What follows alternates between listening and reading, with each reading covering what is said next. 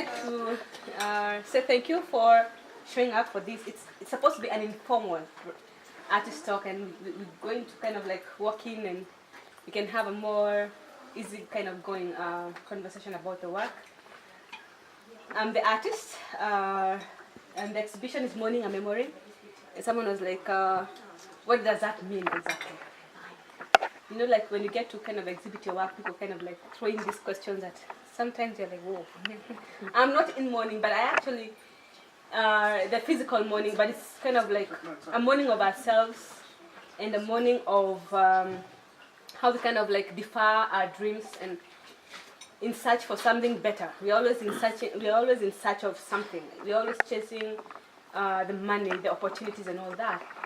And for me, I got to a point as an artist to reflect on the current times that we're living in. We are living in a time where people are saying it seems like the world is kind of like self-combusting, and sometimes that feels very ambiguous because it looks at a very global thing that is happening.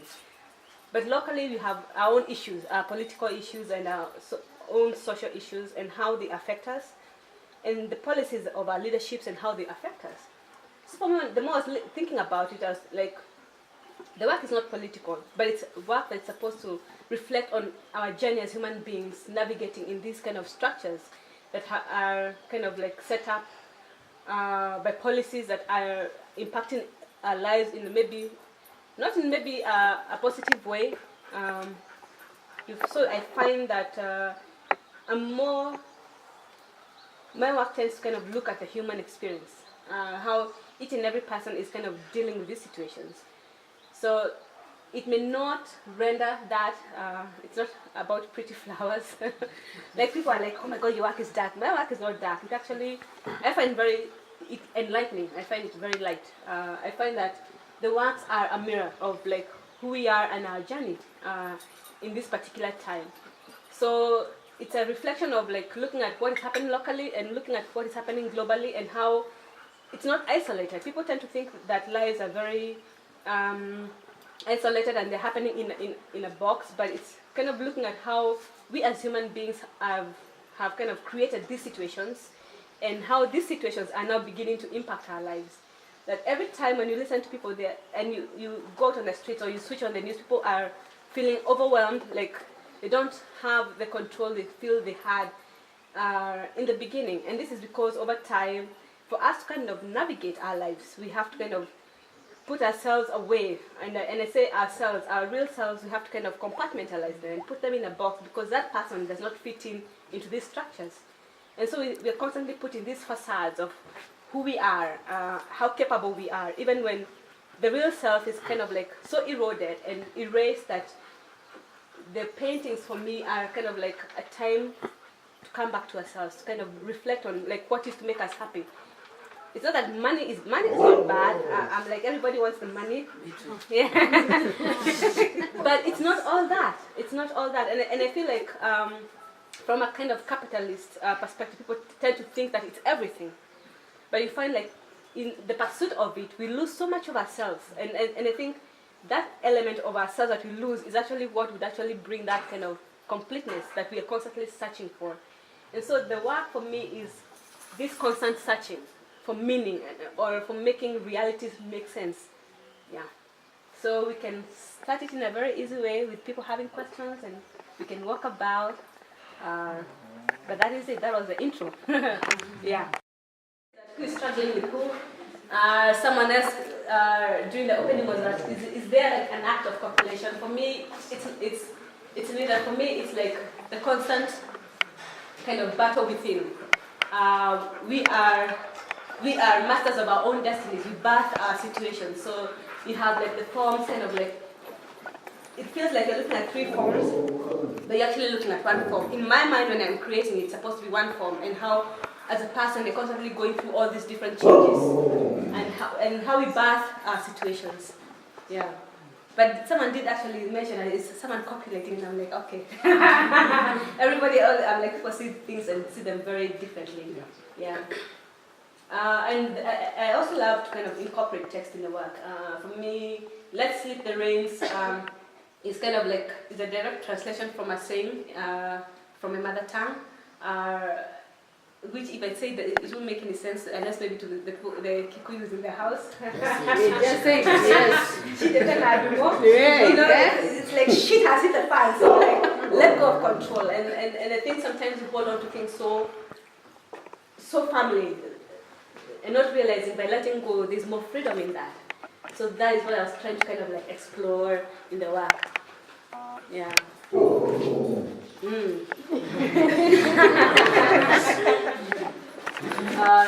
More of portraits, self-portraits, and the title being like Death, Love and Time. I think it encapsulates the stuff of life, death, love and time.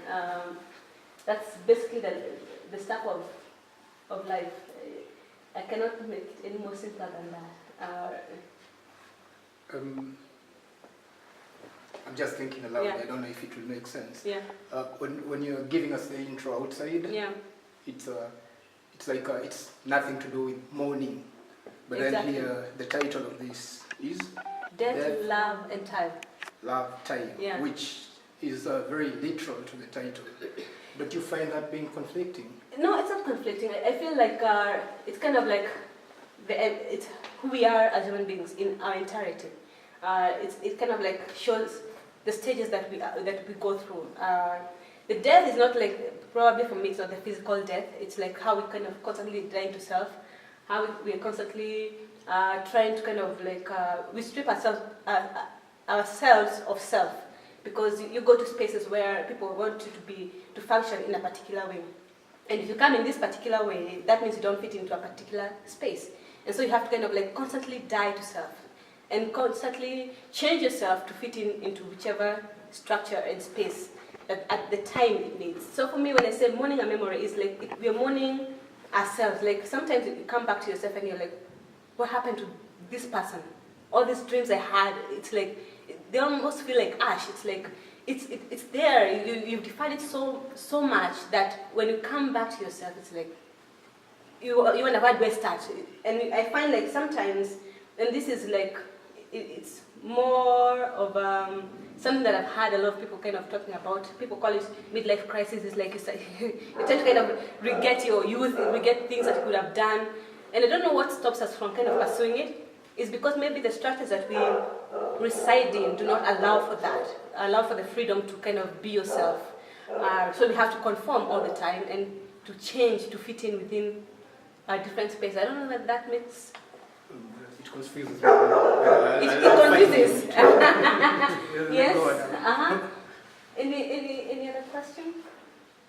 For me, it's not a literal kind of like, I would say death. It's more of how we kind of like are constantly dying to self and being someone and kind of like constantly reinventing ourselves.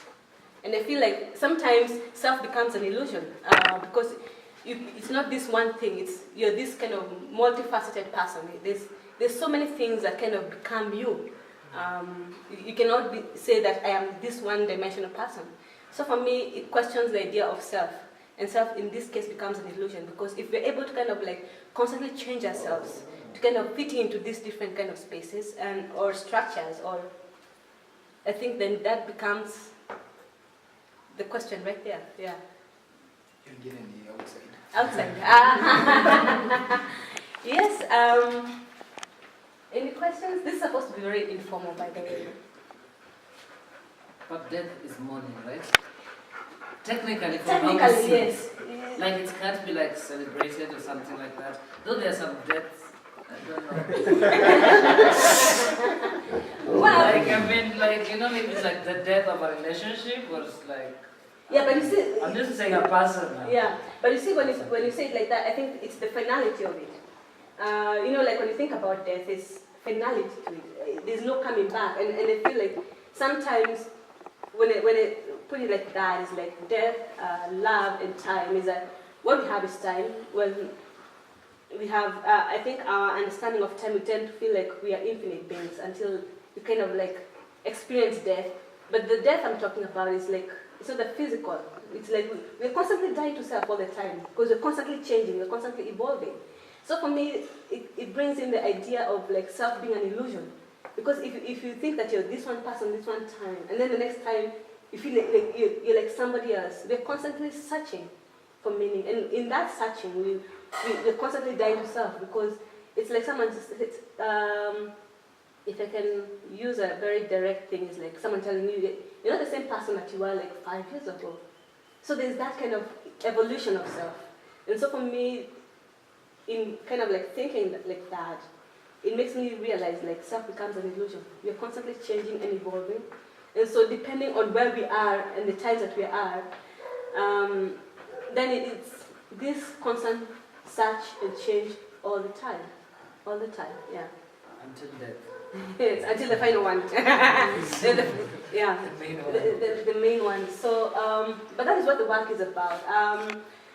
And also, I wanted to kind of like, someone kind of like posed a question about the gaping mouth. Is like, what is like with the gaping mouth? And for me, is that it's this.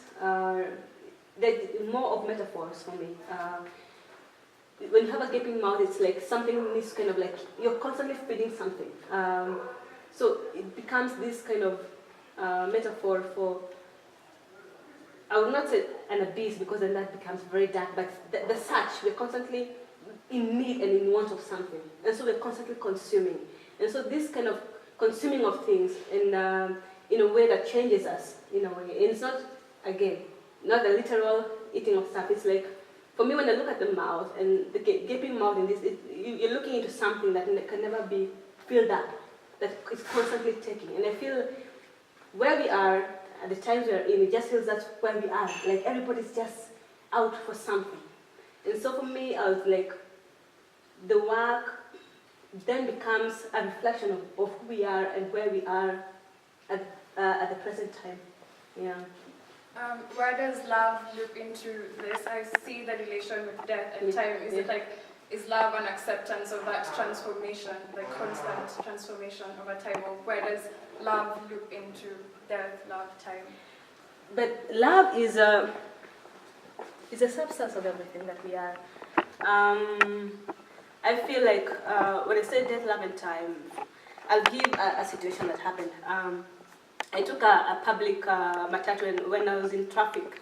You know, like sometimes when traffic is like back to back. And so there was this beggar on the street. We've always had beggars on the street. And for some reason, if you have something, you give them and you go on your merry way. But these are things that have always been there. They've always been present. But I kind of like wondered to myself why this particular person affected me so. I was in a matatu, and where I was sitting at the window, there was this like opposite side. This guy was kind of like limping, going window to door to door, like car to car, and you know, begging as usual. But I think what kind of like triggered me was when he came to this particular, the guy just rolled up the window. I mean, it's like you do not want to interact with the. There's nothing would happen even if your window was rolled down.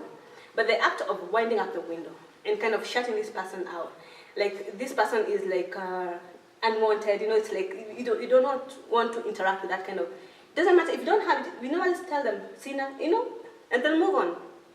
But I wondered why that particular action kind of like made me angry and sad at the same time. It's because that's what we've done. We create walls and we kind of like separate ourselves from the actual things that are happening, because we feel like if you're in that kind of like space, you're more safe. By the way, it's a very thin line for those kind of like fates to interchange, because that could very well be you, but we tend to think that we are very, in a way, we're too into ourselves. And when I say that is because that very act makes you realize that it gets to a point where you no longer have empathy. You know, there's that kind of like, you do not want to kind of interact with that kind of world. It doesn't make any sense. But for me, I actually thought about it and I realized as human beings, we've gotten to a point where we're no longer there's no empathy anymore. Everybody's kind of like in it for themselves. People will step on you to get where they need to get to. But I think for me, love, it costs nothing. So when I think about death, love, and time, it's like, when I say they kind of encapsulate what life is, if anything we are searching for is going to fall into those kind of free, brackets. But that is my perspective, which is open to kind of different kind of interpretations and outlooks. And but kind of for me, it was a trigger to kind of like wonder, wow, let me wind up this window. I do not want this unwanted thing. You know, like it's it's like that person is no longer a person. It's like this thing that does not need to. And for me, I found that to be very sad. And like it's sad that we are there, but we're actually there. So for me, when I paint, I'm not painting like this ambiguous and thinking about the greater. I'm thinking about how things kind of affect me in a personal level, but then realize that this is not my own journey. These are things that are affecting other people. It's just that people don't kind of put it out there. But it's a very shared experience. Yeah. Has that made any sense? I don't know. Yeah. So that's what the work is about. Death, Love, and Time for me kind of encapsulates that. And there's an abstractness about it, because I find like if you make work that is where it's like you look at the portrait and you can identify the person, then the story ends there. There's nothing more. But this one opens you to kind of think more, and for me to be more of a mirror that bounces your own self onto it. Like so you kind of like evaluate where you are in a way. So I don't know whether we're making I don't know whether we're making any changes yet. You But just gave an example yeah. of the absence of love, Yeah. and the question was about love. Yeah. So how do you come to this story? Because rolling up the window was no love. Rolling up the window for me is like showing how that person sees to see that person as a human being anymore. It becomes this thing that you need to kind of like. I agree with what you say. So love. But it's more in relation to the question. So for me, it's like that's what we need more of love and acceptance, and realizing that there's nothing special that kind of like separates why that person is in that predicament and you're not. Let's have a little pile of sugar. Yeah. So for me, love is for me something that we need more of. I think. Yeah, no. Yeah, and I have to emphasize, it's not the love of self, because I think we love ourselves too much. It's the love of others. Because I think in the giving of others, then something is kind of like, I feel like something is more fulfilled when you give of yourself to others. Might be right, but Yeah. people who love most themselves Yes.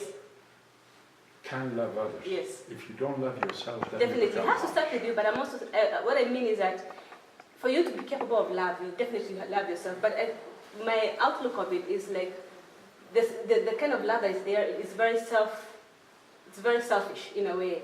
And love in itself is not selfish, if you think about it. It's more of giving. So I think that's why I was kind of like looking at it from that perspective. Yeah. And now, to find the love in your paintings. My paintings are all about love, people. I think it's so difficult, Yeah. like for me, especially when you talk about the gaping mouth. Yeah. And I know you've talked about, the way when you open your mouth, Yeah. it can be for so many things. You can scream, you can be Yeah. shocked, you can be surprised. But yours are, I'm aware of that, but my head is not leaving it as that last breath. You know that when people are dying like in a struggle, Yeah. they have, I don't know why I'm connecting. For me, the this. gaping mouth is So weird for me to see devouring. It's a metaphor for devouring. Like when you think about devour, there's something almost animalistic about it. It's like you want to consume completely, and I feel that's where we are. And again, I said it's my look and kind of like take on it. But for me, the gaping mouth for me is that idea of devouring. Because even the thing that you've said about the window, and I know most of the time it's because, but I'm also thinking that, especially where we are as a country now, where everything is too much, maybe somebody just rolls the window up because I can't deal with it. It's not a possibility. It is a possibility, but it's not necessary. No. And of course, the window barrier is going up, and it looks like that's a reject. I don't want to be associate myself with poor people, which is like really negative. But maybe there's also just putting that barrier up because there's nothing else more to give. You can't, It could be done. It could Which be is someone who's seems to having be a a kind bad of day love. and they're like, I cannot deal with this and going out the window. But I'm saying for me, when I look at that, Yeah. it's maybe the guy's intentions were not where my mind was going. But for me, I was just thinking about how maybe it's how we've kind of created these walls and kind of like cease to see people as people anymore. They become these objects that you cannot contend or deal with. And you know, so for me, it's open to many interpretations. We look at things, and someone will see a glass full, a glass half full, a glass empty. You know, it's just a matter of how we kind of like, how we interpret things, yeah. So we can go to the other space. You have been around. The idea of coming back to self. I don't know whether it's a projection of my own psyche, but for me, the idea of kind of painting something like this is like imagining myself coming back to self. And someone was asking me like why you have like the body kind of feels. For me, I love the idea of truncated bodies because they bring in the question of our existence. And so for me, this whole movement of bodies and kind of like in and out of themselves is like, in a way, trying to capture how we are constantly we are in and out of ourselves all the time. Yeah. So nothing very overly thought about it. It's just kind of like trying to capture how that in my mind works. Yeah. Do you want to tell us something about your palette? It's very deliberate, the colors.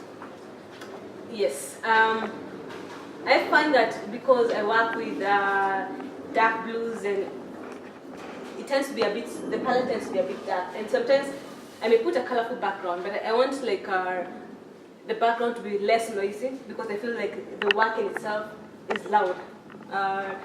You cannot look away. When you look at it, it's like, if this painting was overly done on the background, people would be like, are you looking at the foreground, the background, what are you looking at? You get lost. So for me, I want the viewer to kind of like be pulled into one space and to kind of just interact with that image and just interact with the idea that I'm trying to kind of like bring across. So it's not about the color. For me, it's interesting. I love flesh tones.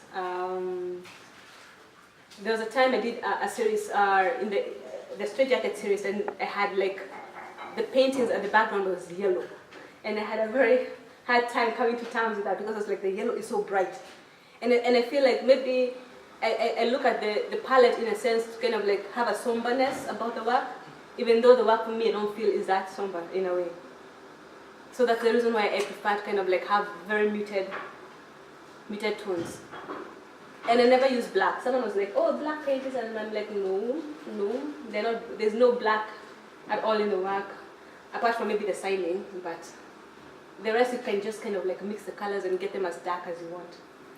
Why black? Why don't you use black?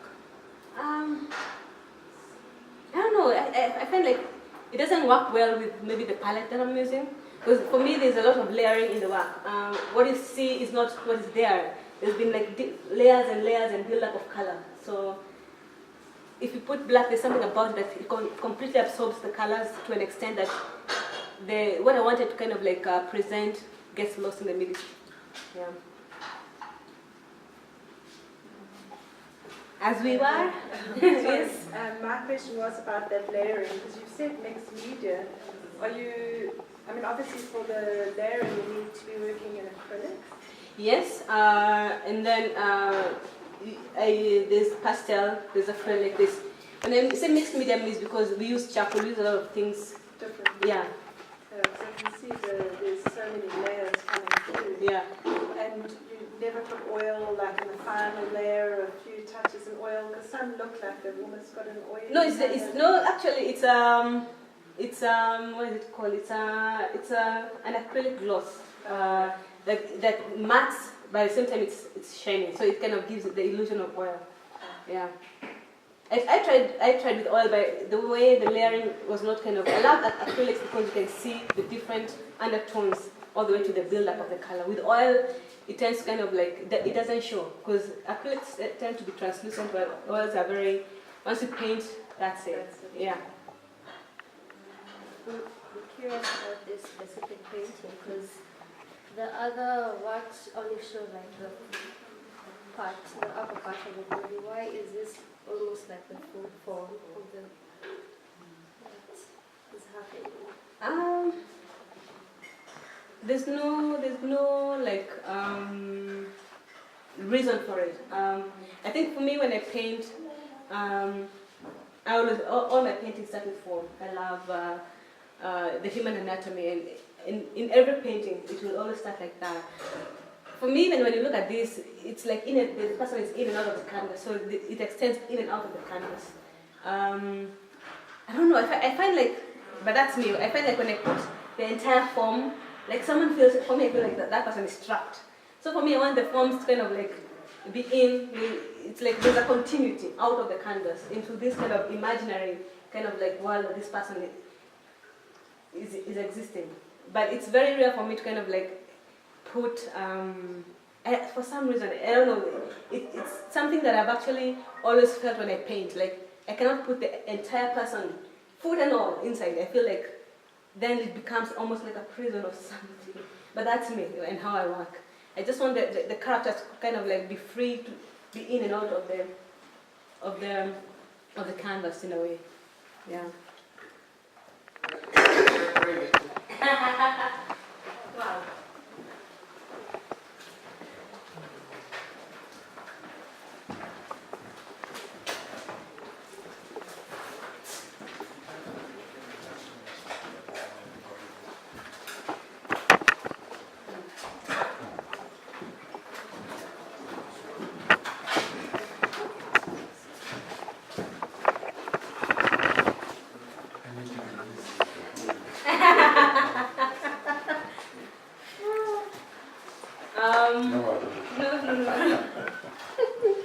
No problem.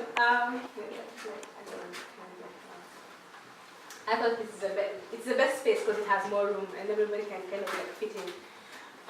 In this, when I actually envisioned having the exhibition here, I thought the works are all going to fit in that space. And as usual, this space normally is curated to kind of like have a group exhibition. So when we put up the works and set up the show, and I realized some works needed more space for people to kind of interact with.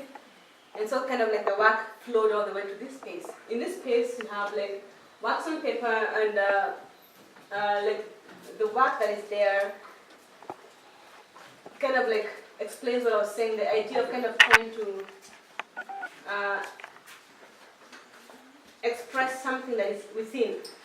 And so you have the constant layering of colors. So for me, I'm very fascinated to think about how internal workings are. And so for me, when I paint, I'm trying to kind of like bring that forth. Sometimes it feels very elusive, and so and as an artist, it's very frustrating. I don't think sometimes that I have personally a very hard time at the studio because I want something out, but it doesn't seem to come out the way I want it to come out, and so there's this constant struggle.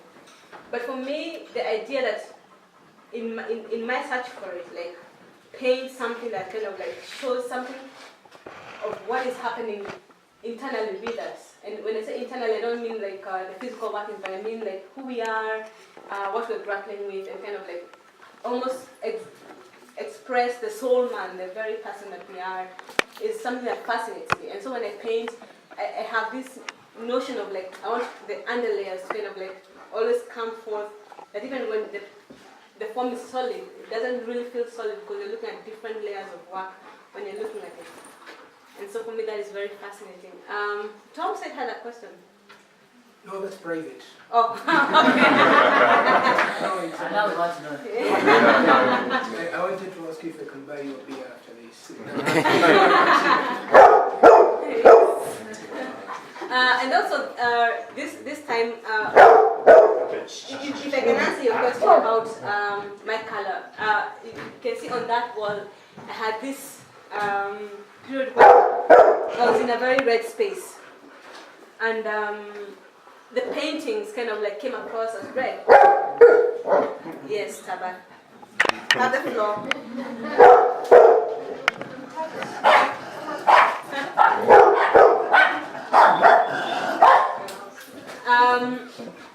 And so like to kind of like go back to what Tom was talking about color and why I choose a color. I don't know, sometimes as an artist when you're painting, you find you gravitate towards a particular palette.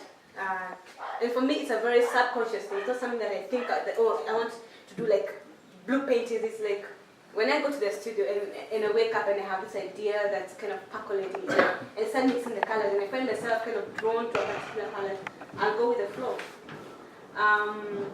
Sometimes it can work, sometimes it doesn't work. But for me, it's not something that is accidental. It's something, when I started, this was a very rare series. And if you notice, it's very recurrent in the other rooms, like you have paintings that are very rare. And for some reason, I was not understanding myself why I was kind of gravitating towards red in my palette. And there was this kind of like contention with myself, kind of like go back to my more normal tones, which are like dark blues and so I find like as an artist when I'm creating, when I put too much thought in what I do, I don't like what comes out. I feel sometimes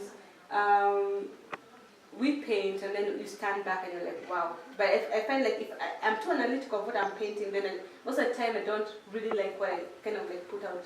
So for me, I feel like it's like a very unconscious thing. Yeah.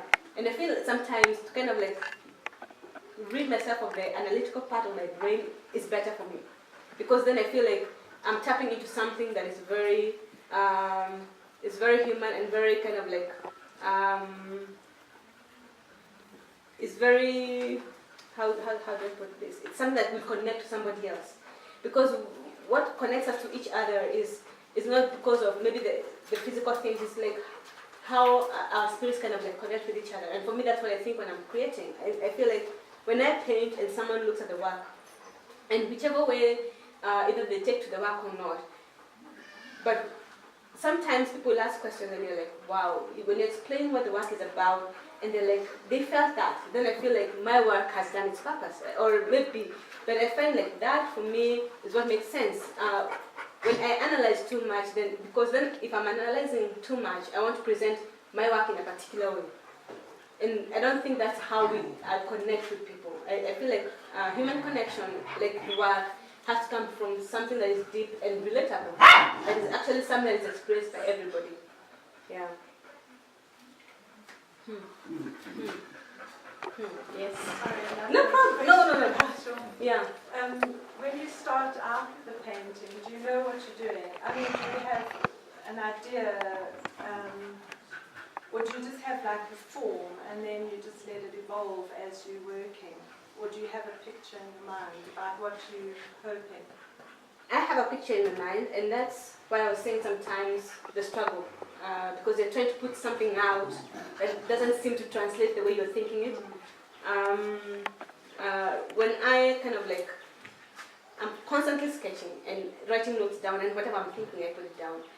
But it's very interesting because for me, when I choose to be in the studio, to actually now put the sketches to work and to sketch, that's where the frustration comes, because this is what I want to kind of communicate, and it's not translating as that.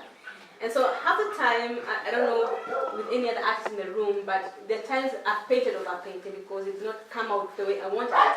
And I was so frustrated with it that you paint over it such that it becomes so dense. Either you kind of like either destroy the painting eventually, but for me, because I feel like there's something that I need to kind of like put on the canvas and it's not coming out the way I want, that's for me the journey. That's for me the process and how my studio and my brain works when I'm working. And I find that when I'm done painting, I actually do stay with my paintings in my house for a while to kind of interact with them. If I'm at peace with it, then that painting is going to kind of like get out of the studio. If I'm not, it's never going to see the light of day, because for some reason I feel like in my journey as an artist, I am trying to kind of like I was saying, we're searching for meaning and kind of like also that kind of connectedness. And so to kind of like explore who we are as a people and the times that we are in and what we're going through and have that connectedness with somebody else, then I feel it's kind of done its work in a way. So for me, they become like mirrors that we are very much projected on, yeah.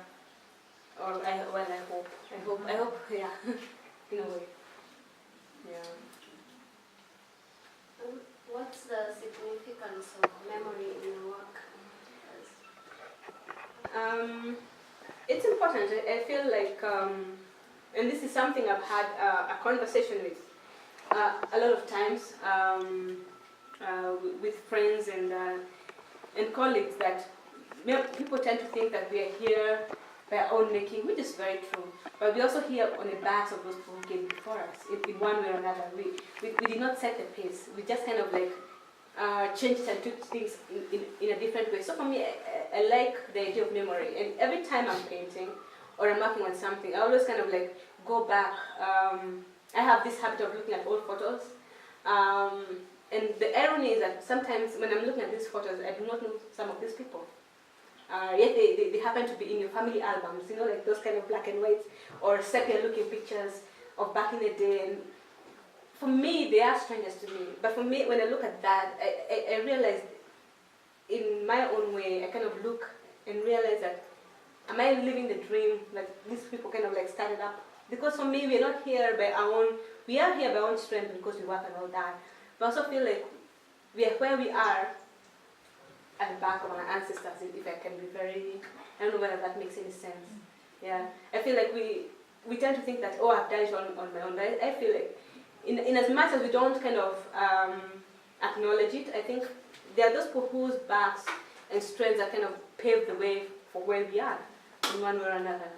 So I have a lot of things that kind of like come into my mind when I'm working. Things that I refer to, old photos, not just news clippings, because for me the news can be altered in any way, in whichever way that people want to have like a reaction of the masses. So for me, I tend to kind of look at the news with a very, I don't want to say fake news, but but yeah. But for me, what I realize about the news is that who we are as a people tends to be very tuned in to an extent that we tend to feel like what is happening can be the truth, and sometimes when you get on the ground, you realize things are not what they're saying they are on the ground.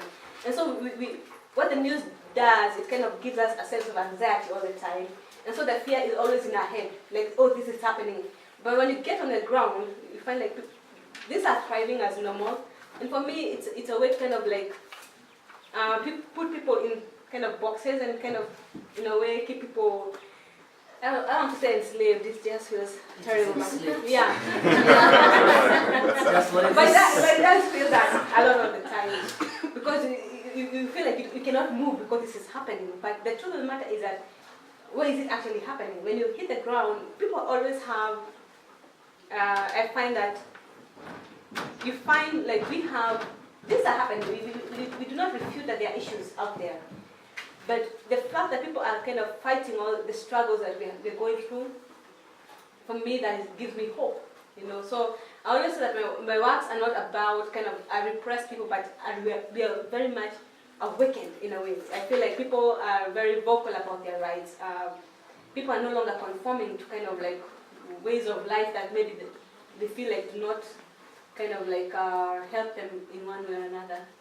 Yeah. I have a question. Yeah, please. So I'm curious about, on this painting, like the painting we saw inside, there's text, what the inspiration behind the text is, and why it's intentionally not very legible. For me, it's actually very intentional. I look when we look at what they're like, okay, what's the text? I love poetry. I sometimes feel like there are words that are spoken that my own spirit cannot kind of like create what they do. But I do feel like if the text, in a way, kind of like complements what I'm thinking about when I'm creating the work, I incorporate it in the work. I'm a fan of, well, I read a lot, but sometimes I use a lot of Philip Larkin's poetry in my work, because there's a poem about searching and meaning in one of his works that we're neither here nor there. For me, it kind of resonates with my work and the need to kind of like search for meaning and all that. But I always like incorporating text in the work because I feel like the written word that people write, and I'm like, my God, it's so on point and I cannot create that. So I kind of like incorporate both in the work. Yeah. And I feel like they complement each other.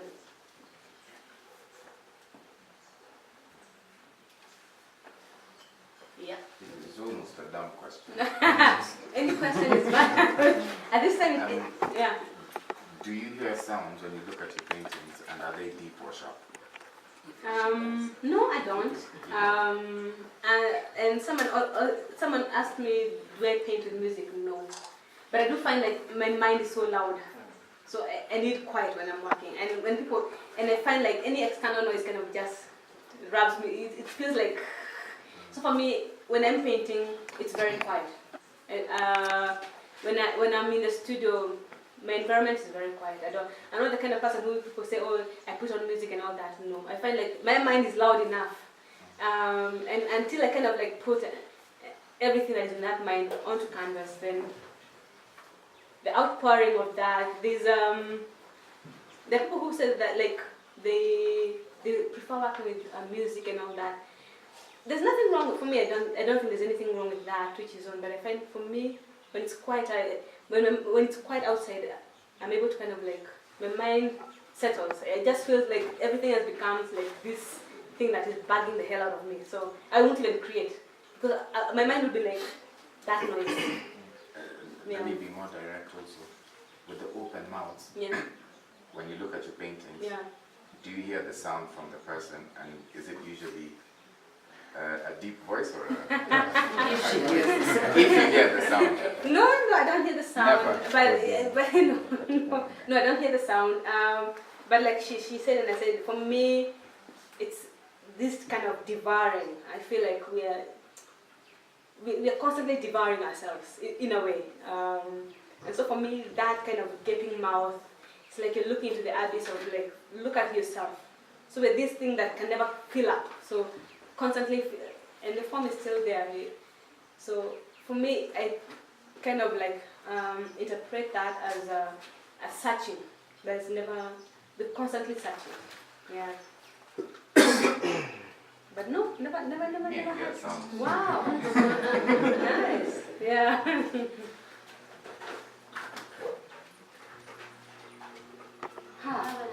Yeah, please. Related to memory. Yeah. Why is it, I'm assuming it's important that you keep it alive in your work, like some memory that you have? Why?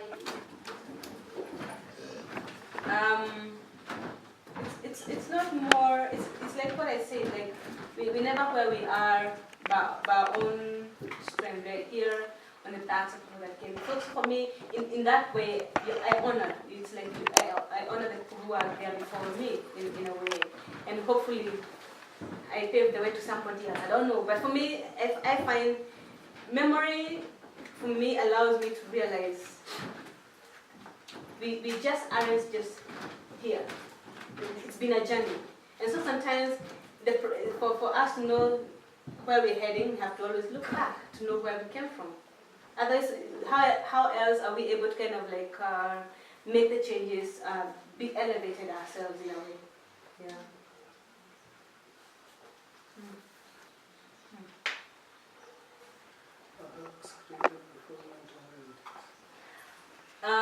This is actually the works that I did on. I think that those two and the big one in there, and these two. The rest have been like normal studio kind of like process for the last 2 years. So, but the good thing about residents is that they allow you to kind of like just concentrate on what you're doing and kind of also evaluate where you are as an artist and what you're trying to kind of like do at the present time. I always say a residency for me is a me time, because I find like any other time there's too much distraction. You have life and you have your studio practice.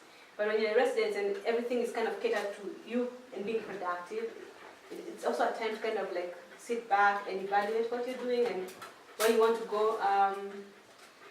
Yeah. So, but this it's 2 years in the making, I think. Yeah. Yeah. I missed part of the meeting at the beginning, so I may You repeat did not? something. Did I? Yeah. No, I might ask you something that you haven't already No, explained. ask away. Has the word sex been dropped yet? No. But But I did say that somebody purported to have one of the works is like something like a blow job. Sorry, someone said that in the opening, and I was like, huh? That's what this is. But I saw the same thing. Oh, no, for me, what I find fascinating, especially with openings and when you're interacting with people, is that you create work, and there's this idea that you kind of like have put there. And hope that kind of people are connecting with the work from that perspective. But you always get someone in the audience who will kind of like, say, kind of put a screwdriver in the works and say, oh, is this about that? I'm like, no, but so that's what you're saying. But they're not the first person to say that, because I remember when I was sharing the image, someone also asked me, is that about it? I'm like, no, actually not. But who knows? I don't know. Most of your work is about devouring. Yes. Sex is also about But devouring it one is. another. Yeah. So but it's just a piece, a particular piece, or is that you want to have the whole person you want to commune with and almost eat? But isn't it that why are you laughing?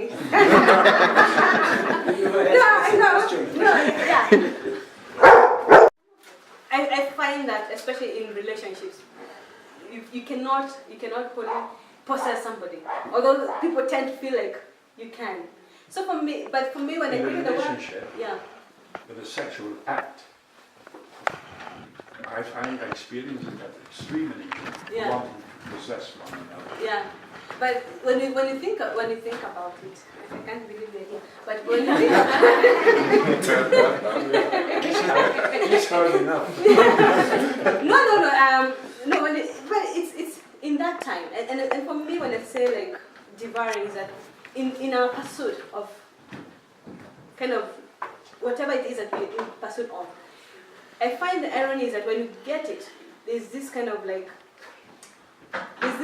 overwhelming feeling of like completion, and then there's a need again. The emptiness is there. It's like, I don't know whether it's how we're made up, where you feel like you never fill up, you're constantly searching. So it's that one moment, and then you're like, okay, I've gotten what I wanted, okay, now what next? So I think in ourselves, when I was kind of coming back to the idea that self is an illusion, is that we're in this journey and in constant search of ourselves. I don't know whether we are elevated in a way in the process of that, but anywho, that's what I think. Yeah. I mean, to me, this is probably the most sexual on that subject. And birth, I don't know, I see. For me, the character in that actually is resting, and is in a place of reflection. And I think that's the reason why I called it in want of all things. In want of all things, for me, is how in our own moments of privacy and quietness and constantly reflecting, our mind is never in repose. We never rest. Our mind is constantly working, like, how can I do this? How can I get that done? So even when we're resting, when you're supposed to be in this space of quietness, your mind is like, so that's why we're in this space of, when I say searching, I find like it's very constant. We're constantly searching for ourselves and searching for meaning here. Last question, please. I'm the last. Thank you. So, like what we've just discussed about guys, like sex and your work or whatever, does that bother you? Not at all. As it, not the sex, but I'm just saying, like, if you're telling a story with this piece, right? Yeah. And me, I'm just reading my own things. Exactly. That's what I mean. Does it bother you? Not at all. I feel like as an artist, my role is to create something. But I also feel that when I create something, the work has a life of its own. It will be interpreted differently from my idea of creation. And people will always look at the work and they'll interpret it in their own way. And for me, I also love that, because I find like when I interact with people and they kind of like bring these pointers in, I'm like, it can give an idea to something new or even look at it from a different perspective. But it's interesting because when I create and I step back from my work, where my mind was at when I created the work, and how someone looks at the work and interprets it, it's always completely different. There are those people who will look at it, when I tell them what the work is about, they're like, something about the work makes sense to me, and it kind of like something about the work speaks to me, and for me, I cannot control that. My role is to create. The work then does its own thing, and I have no control over that. Yeah. That's good. Nice. I do not insist that no, it's about this. So it wasn't illusion. No, to you, maybe, but no, it was not. Thank you all for your time.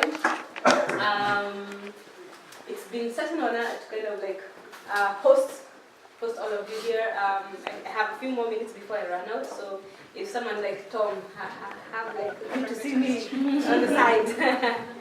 But thank you for your time. It's been such a pleasure to have you here today. Thank you. Thank you. Yeah.